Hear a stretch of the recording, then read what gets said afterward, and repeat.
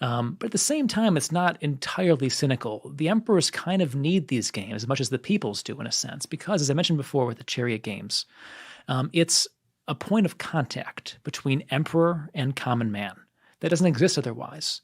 That the emperor, by watching these games along with the people, is a participant.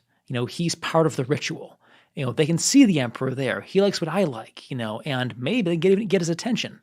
This actually happens later on, where people will shout to the emperor, and they'll actually have a dialogue with the emperor or someone else who's in the emperor's box.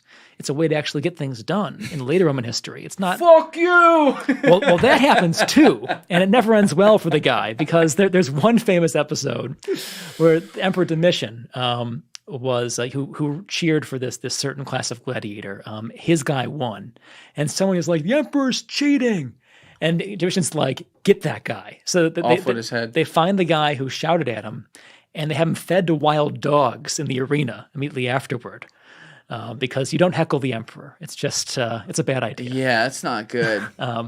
So that happens, but for the most part, it's kind of more benign, where there's a sense that the emperor's here. I can reach the emperor. So these games are a gift. The games are free at the Colosseum.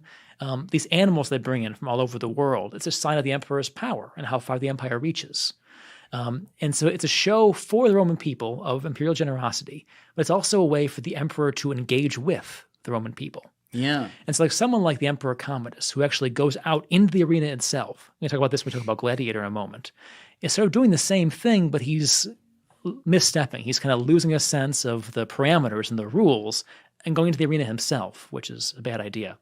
But the point of all this is that, yes, it's cynical, bread and circuses, but it's also part of how power just has to work in the ancient world.